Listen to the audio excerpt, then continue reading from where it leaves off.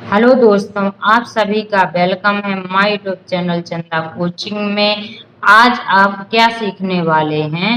Pythagoras प्रमेय के माध्यम से किसी समकोण त्रिभुज की तीसरी भुजा को निकालना सीखेंगे। जब किसी समकोण त्रिभुज में दो भुजाएं दी जाती हैं और तीसरी भुजा नहीं दी जाती है तो उसको पाइथागोरस प्रमेय के माध्यम से निकाला जाता है। यह वीडियो कक्षा 9 और 10 में और इसके आगे के लिए भी बहुत महत्वपूर्ण है, तो अपने दोस्तों को शेयर करना मत भूलिए और साथ ही सब्सक्राइब करना मत भूलिए। अब शुरू करते हैं बिना देरी के। तो इसमें क्या होता है, समकोण त्रिभुज में जब दो भुजाएं दी जाती हैं तो यहाँ पर समकोण त्रिभुज कहलाता क्या है उसको सबसे पहले जानिए। तो इसमें हम 3 सवालों को सॉल्व करके आपको बताएंगे। तो इसमें देखो, ये पहला क्वेश्चन लिया है, इसमें देखो जे वाला भुजा दी गई है और जे वाला दी गई है। फिर इसके बाद सॉल्व करके बताएंगे आपको, जे वाला क्वेश्चन करके दिखाएंगे। फिर इसके बाद क्या करके दिखाएंगे, जे वाला क्वेश्चन सॉल्व करके दिखाएंगे। तो सबसे पहले समझते हैं कोण क्या कहलाता है, समकोण त्रिभुज कैसा होता है।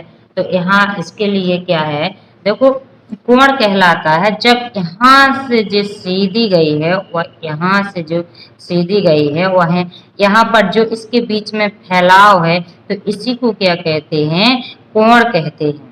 तो 90 अंश का कोण कब बनता है आपको पहचान चाहिए। तो क्या करेंगे, जब यहाँ पर सीधी रेखा जो है वो इसके जस्ट ऊपर ऐसी सीधी रेखा है तो यहाँ पर जी क्या होगा, 90 अंश का कोण बनेगा।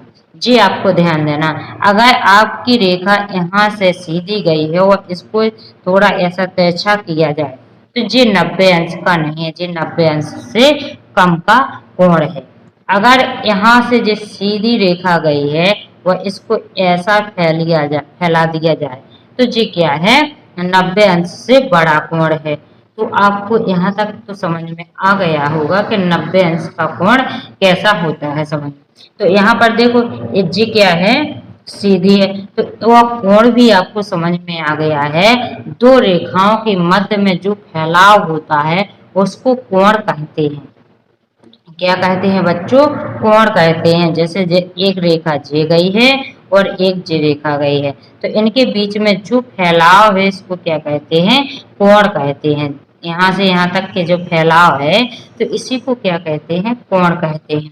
अब पहचानेंगे कैसे, तो आपको बता ही दिया है कि अगर जे सीधी गई है रेखा और इसके जस्ट ऊपर ही सीधी रेखा चली जाए तो यहाँ पर कितने अंश का बनता है, 90 अंश का कोण बनता है। तो यहाँ पर देखो कोण, यहाँ पर देखो जे भी गई है और समकोण त्रिभुज में एक ही 90 अंश का कोण बनता है और बाकी 90 अंश से छोटे कोण होते हैं। तो यहाँ पर देखो इसमें त्रिभुज में जे वाला 90 अंश का है और जे 90 से कम के हैं, जे दोनों क्या है, 90 से कम के हैं। तो जे क्या है, देखो क्योंकि जिस सीधी रेखा नहीं गई है तिरछी है तो जे क्या है, 90 से कम है।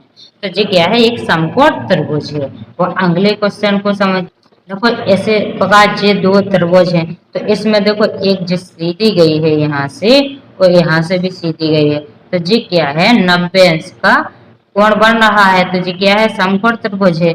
यहाँ पर देखिए, यहाँ पर जे तो सीधी गई है लेकिन जे क्या हो गई है, देखो तिरछी हो गई है। जे भी क्या हो गई है, तिरछी हो गई है। तो जे समकोण त्रिभुज नहीं।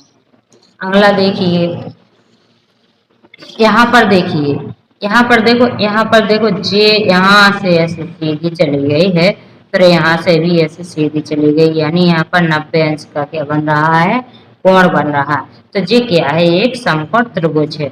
लेकिन जे समकोण त्रिभुज नहीं है। यहाँ से जे सीधी तो चली गई है लेकिन यहाँ से जे तिरछी हो गई है। यहाँ भी देखो सीधी चली गई, यहाँ पर तिरछी हो गई यहाँ। तो जे क्या है, एक समकोण त्रिभुज नहीं है। तो यहाँ तक आपको समझ में आ गया है तो अपने दोस्तों को जरूर शेयर कर दीजिए। अब बढ़ते हैं क्वेश्चन की ओर। इस क्वेश्चन को आपको हम बिल्कुल बारीकी से जीरो लेवल से समझाएंगे। फिर अगले क्वेश्चनों को और बिल्कुल बता देंगे कि बिल्कुल शॉर्ट में कैसे करना है, लेकिन इसको बिल्कुल जीरो लेवल से समझाएंगे। तो देखो यहाँ पर जो 90 अंश की कोण के सामने की भुजा होती है, देखो जी क्या होती है, सबसे बड़ी भुजा होती है। तो इसको क्या कहते हैं, कर्ण कहते हैं। 90 अंश के कोण के सामने की भुजा को क्या कहते हैं, कर्ण कहते हैं।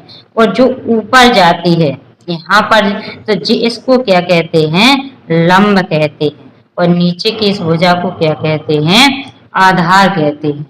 जो 90, ये तो आपको समझ में आ गया होगा कि 90 अंश के सामने की भुजा को क्या कहते हैं, कर्ण कहते हैं। जो 90 अंश से ऊपर जाती है उसको क्या कहते हैं, लंब कहते हैं। और जो नीचे रहती है इसको क्या कहते हैं, आधार कहते हैं। यहाँ तक आपको समझ में आ गया। और ये क्या होते हैं, लंब और आधार, इन दोनों के जोड़ के बराबर क्या होती है, ये कर्ण होता है। जी आपको ध्यान में देना है, क्योंकि इन भुजाओं के योग के बराबर होती है ये कर्ण। जी आपको ध्यान में देना है। तो पहले हम इसका सूत्र के माध्यम से जल्दी से लिखेंगे पूरा सूत्र, फिर आपको सॉल्व करवाएंगे। तो क्या होता है, पाइथागोरस प्रमेय का सूत्र क्या होता है, उसको देखिए। यहाँ पर लिखेंगे पाइथागोरस प्रमेय से, ये लिख दिया। तो इसका सूत्र क्या होता है, कर्ण का स्क्वायर बराबर लंब का स्क्वायर प्लस क्या होता है, आधार का स्क्वायर होता है। जे इसका पाइथागोरस प्रमेय का क्या होता है, सूत्र होता है।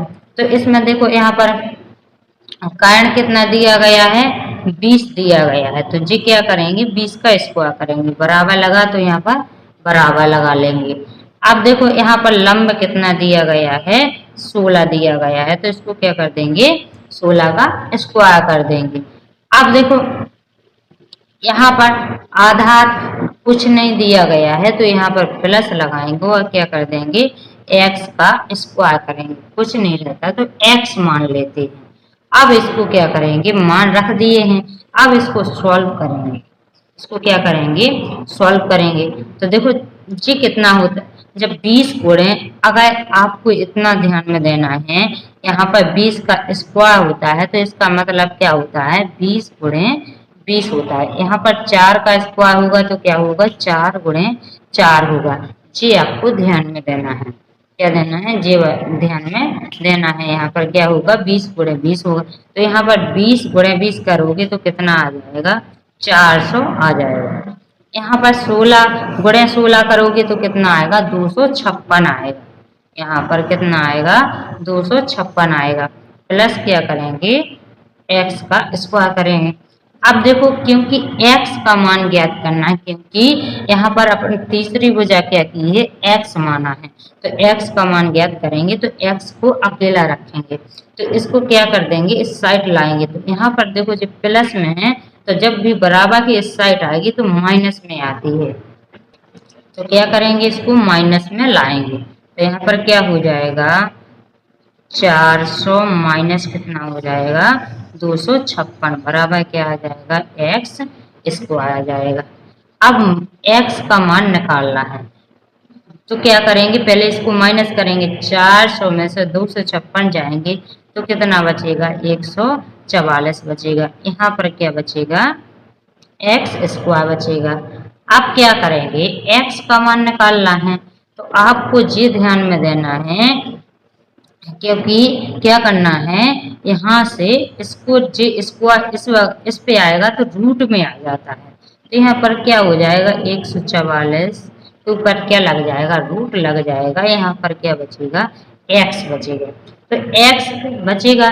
तो अब देखो जी कितने का स्क्वायर है, आपको पता होना चाहिए, 144 12 का स्क्वायर होता है। और आपको पता नहीं है तो आप आवाज गुणनखंड करके भी निकाल सकते हैं। तो यहाँ पर क्या आ जाएगा, 12 आ जाएगा। x बराबर कितना आ जाएगा, 12 सेंटीमीटर में है। तो यहाँ पर देखो x है, तो x बराबर आप ऐसा भी लिख सकते हैं, x बराबर 12 सेंटीमीटर। जे भी आप ऐसा कर सकते हैं, उल्टा भी कर सकते हैं। जैसे आपको शुद्ध होता है यही होता है, इसमें आपको ऐसा भी कर सकते हैं, जैसे जे आ गए एक्स निकाल तो जे पूरा पद उठा के इस साइड ले आ सकते और यहाँ से जे, ऐसा भी आप कर सकते हैं। ऐसा भी करोगे तो कोई दिक्कत नहीं होने वाली है आपको। तो ये आया कैसे है इसको आप समझिए। जब आप 144 के अभाज्य गुणनखंड करोगे तो ये कितने बार, 7 बार, 2 बार जाएगा ना, 2 सत्ते 14 19। अब 2 से करोगे तो 2 3 अच्छे 2 छक्के 12, फिर भी 2 से जा रहा है कितना 18 आ जाएगा। फिर भी क्या जा रहा है 2 से जा रहा है अभी 9 आ जाएगा। फिर कितने से करोगे 3 से। तो यहाँ पर देखो एक जोड़ा जे बन रहा है, एक जे बन रहा है, एक जे बन रहा है। तो कितने करोगे, 2 गुणे 3, 3 दूनी 6, 6 दूनी 12, यानी कितना आ गया है 12 आ गया है, निकल के आया है। और अगर आपको ऐसे स्क्वायर याद है तो आप तुरंत आंसर दे दोगे जी। जैसे आपको 1 से 30 तक तो स्क्वायर याद होना ही चाहिए। अगर आपको याद नहीं है तो आप ऐसे भी निकाल सकते हैं। 2 2 के जोड़ा बनाओगे फिर मल्टीप्लाई कर दोगे, एक एक दो एक जोड़ा में से एक लोगे। तो यहाँ तक आपको समझ में आ गया है तो वीडियो को लाइक एवं अपने दोस्तों को शेयर जरूर कीजिए। अब करते हैं अगले क्वेश्चन को। तो इसमें आपको क्या करना है, जे वाली भुजा यानी कर्ण क्या करना है, ज्ञात करना है। जे बड़ी वाली भुजा ज्ञात करना है। तो आपको हमने एक बार सूत्र बता दिया है, तो आप इसको सीधा डायरेक्ट करेंगे। क्या करेंगे, डायरेक्ट हल करेंगे। तो इसको कैसे सॉल्व करेंगे, तो यहाँ पर कर्ण तो ज्ञात करना, तो यहाँ पर क्या मानेंगे, एक्स मानेंगे। तो यहाँ पर क्या आ जाएगा, एक्स का स्क्वायर आ जाएगा बराबर क्या हो जाएगा, लंब कितना है 9 का स्क्वायर हो जाएगा। यहाँ पर प्लस क्या, आधार कितना है 12 का स्क्वायर हो जाएगा। अब क्या करेंगे, एक्स स्क्वायर बराबर 9 का स्क्वायर कितना होता है 81 होता है, और 12 का कितना होता है 144 होता है। तो आप क्या करेंगे, इन दोनों को प्लस लगा तो जोड़ेंगे, तो एक को जोड़ेंगे तो कितना आ जाएगा 225 आ जाएगा। तो जी कितने का है 15 का है। तो यहाँ पर क्या करेंगे, x बराबर जो रूट आ जाएगा, क्योंकि जे स्क्वायर इस साइड जाएगा तो रूट में संख्या आ जाती है। तो कितना हो जाएगा रूट 225।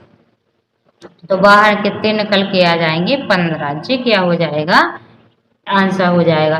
तो देखो इनसे कर्ण कितना बड़ा रहता है हमेशा। तो देखो 15 आया है ना, 9 और 12 से क्या है बड़ा है। तो अब करते हैं अगले क्वेश्चन को सॉल्व करते हैं। जैसे देखो इस क्वेश्चन में क्या है, इसमें देखो कर्ण कितना दिया गया है 10 दिया गया है, और आधा कितना दिया गया है 8, और लंब क्या करना है इसमें ज्ञात करना है, यानी जे वाली ऊर्जा ज्ञात करना है। तो आपको पता है कि सूत्र पता है, तो क्या कर सकते हैं आप एक्स मान लेंगे इसको। तो ऐसा देखो ऐसा भी तरीका बता देते हैं आपको। यहाँ पर क्या हो जाएगा, बताया था ना ट्रांसफर कर सकते हैं। तो यहाँ पर क्या आ जाएगा एक्स का स्क्वायर, यहाँ पर क्या आ जाएगा 8 का स्क्वायर, यहाँ पर बराबर में क्या आ जाएगा 10 का स्क्वायर। ऐसा भी आप लिख सकते हैं जैसा हमने आपको बताया था ना। तो देखो इसमें हमने क्या कर दिया है, ट्रांसफर करके बता दिया है। आप क्या करोगे, यहाँ पर क्या होता है एक्स स्क्वायर 8 का कितना हो जाएगा 64, क्योंकि जब यहाँ पर 8 पे ऐसा स्क्वायर चढ़ा हो इसका मतलब होता है 8 गुणे 8। तो 8 रंगन कितना हो जाएगा 64 हो जाएगा। यहाँ पर कितना 10 का कितना हो जाएगा 100 हो जाएगा, कितना हो जाएगा 100 हो जाएगा। यहाँ पर देखो ये प्लस में है तो बराबर के साइड क्या में जाएंगे माइनस में जाएंगे। तो यहाँ पर क्या हो जाएगा एक्स स्क्वायर बराबर 100 माइनस कितना हो जाएगा 64 हो जाएगा, कितना हो जाएगा 64 हो जाएगा। यहाँ पर एक्स स्क्वायर, अब जिस 100 में से क्या करोगे 64 माइनस करोगे, क्या करोगे 100 में से ये 64 माइनस करोगे तो कितना बचेगा यहाँ पर 36 बचेगा, कितना बचेगा 36 बचेगा। अब देखो यहाँ पर जे स्क्वायर सट जाएगा तो क्या हो जाएगा जे रूट में हो जाएगा। तो यहाँ पर क्या हो जाएगा एक्स बराबर रूट कितना हो जाएगा 36 हो जाएगा। तो यहाँ पर कितना आ जाएगा, x का मान कितना आ जाएगा 6 सेंटीमीटर। नहीं, देखो मीटर में दिया है तो मीटर में आंसर, सेंटीमीटर में नहीं। जो जिसमें दिया गया है उसी में आप आंसर लिखोगे। तो क्या आ जाएगा 6 मीटर, जी क्या हो जाएगा, आंसर हो जाएगा। तो यहाँ तक आपको समझ में आ गया है तो अपने दोस्तों को जरूर शेयर करें।